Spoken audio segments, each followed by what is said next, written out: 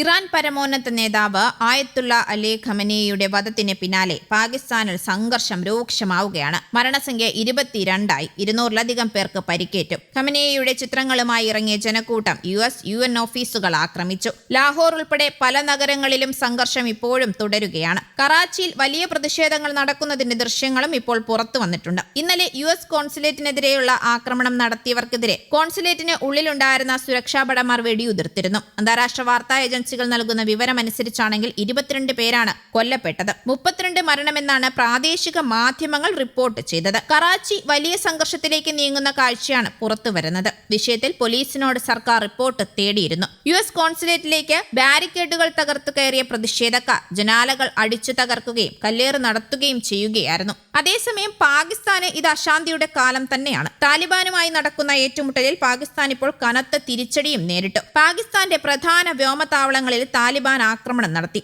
റാവൽപിണ്ടിയിലെ നൂഖാൻ Airbus, ക്വാച്ചയിലെ 12ാം corps ആസ്ഥാനം, Khyber പത്തൂൺഖയിലെ Muhammad ഏജൻസിയിലെ ഖോവിസു camp, കുൽനി തുടങ്ങിയ തന്ത്രപ്രധാന വ്യോമത്താവളങ്ങളാണ് ആക്രമിക്കപ്പെട്ടത്. പ്രധാന പാകിസ്ഥാൻ സൈനിക കേന്ദ്രങ്ങളിൽ അഫ്ഗാൻ വ്യോമസേനയുടെ ഡ്രോൺ വിമാനങ്ങളാണ് ആക്രമണം നടത്തിയത്. ഇവയെല്ലാം പ്രധാനപ്പെട്ട പ്രതിരോധ സൗകര്യങ്ങളും പ്രവർത്തന കേന്ദ്രങ്ങളുമാണെന്നാണ് പാകിസ്ഥാന് തിരിച്ചടിയാകുന്നത്. പാകിസ്ഥാൻ സൈന്യത്തിന്റെ സമീപകാല വ്യോമാക്രമണങ്ങൾക്ക് മറുപടിയായാണ് ഈ ഓപ്പറേഷൻ നടത്തിയതെന്ന് അഫ്ഗാൻ പ്രതിരോധ മന്ത്രാലയം അറിയിച്ചു. വ്യോമത്താവളങ്ങൾക്ക് പുറമെ പാകിസ്ഥാന്റെ പ്രധാന സൈനിക സൗകര്യങ്ങൾ, കമാൻഡ് സെന്ററുകൾ എന്നിവയും ലക്ഷ്യമിട്ടെന്നും കൃത്യവും ഏകോപിതവുമായ വ്യോമാക്രമണം നടത്തിയെന്നുമാണ് മന്ത്രാലയം കൂട്ടിച്ചേർത്തത്. ഉന്നമിട്ട ലക്ഷ്യങ്ങൾക്ക് കാര്യമായ നാശനഷ്ടങ്ങൾ സംഭവിച്ചെന്നാണ് താലിബാന്റെ പ്രാഥമിക വിലയിരുത്തൽ. കാബൂൾ, ബഗ്രാം, മറ്റു നിരവധി പ്രദേശങ്ങൾ എന്നിവിടങ്ങളിൽ പാകിസ്ഥാൻ സൈന്യം നടത്തിയ വ്യോമാക്രമണത്തിന് മറുപടിയായാണ് ഈ ആക്രമണങ്ങൾ നടത്തിയത്. ഞായറാഴ്ച രാത്രിയും തിങ്കളാഴ്ച രാവിലെയും ആക്രമണം തുടർന്നു.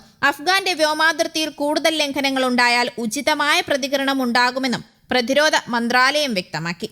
അതേസമയം ഇറാനുമായുള്ള സൈനിക സംഘർഷം എത്ര കാലം നീണ്ടു നിൽക്കുമെന്ന കാര്യത്തിൽ ആദ്യമായി വ്യക്തത വരുത്തിയിരിക്കുകയാണ് US പ്രസിഡന്റ് ഡൊണാൾഡ് ട്രംപ്. ഇറാനെതിരെയുള്ള US സൈനിക നടപടികൾ ഏകദേശം 4 ആഴ്ചയോളം നീണ്ടു നിന്നേക്കാമെന്ന സൂചനയാണ് അദ്ദേഹം നൽകിയത്. ഡെയിലി മെയിലിന് നൽകിയ ഹ്രസ്വമായ ടെലിഫോൺ അഭിമുഖത്തിലാണ് വൈറ്റ് ഹൌസിന്റെ പദ്ധതികളെക്കുറിച്ച് ട്രംപ് മനസ്സ് തുറന്നത്. ഇറാൻ ശക്തമായ ഒരു രാജ്യമാണെങ്കിലും ഈ പ്രക്രിയ 4 ആഴ്ചയോ അതിൽ കുറവോ സമയത്തിനുള്ളിൽ പൂർത്തിയാക്കാൻ സാധിക്കുമെന്നാണ് താൻ കരുതുന്നതെന്നും ട്രംപ് വ്യക്തമാക്കി. ഗൾഫ് രാജ്യങ്ങളിലേക്ക് ഇറാൻ ആക്രമണം ന് പിന്നാലെ യൂറോപ്യൻ രാജ്യങ്ങളിലേക്കും ആക്രമണം കടുപ്പിച്ചിരുന്നു. യൂറോപ്പിനും ഏഷ്യയ്ക്കുമിടയിലുള്ള യൂറോപ്യൻ യൂണിയനിൽ അംഗമായ ദ്വീപ് രാജ്യമായ സൈപ്രസിലെ ബ്രിട്ടീഷ് സൈനിക താവളം ഇറാൻ ആക്രമിച്ചു എന്ന റിപ്പോർട്ടുകളാണ് ഇപ്പോൾ പുറത്തുവരുന്നത്. ബ്രിട്ടീഷ് വ്യോമത്താവളങ്ങളിലേക്ക് ഡ്രോൺ ആക്രമണമാണ് നടത്തിയത്. ആക്രമണത്തെ പ്രതിരോധിച്ചെന്നും ലക്ഷ്യസ്ഥാനത്തെത്തുന്നതിന് മുൻപ് തകർത്തെന്നും ബ്രിട്ടൻ അറിയിച്ചിട്ടുണ്ട്. യൂറോപ്യൻ യൂണിയന്റെ ഭാഗമായ ദ്വീപ് രാജ്യങ്ങളിൽ കൂടി ആക്രമണം വ്യാപിപ്പിച്ച് സമ്മർദ്ദതന്ത്രം ശക്തമാക്കുകയാണ് ഇപ്പോൾ ഇറാൻ.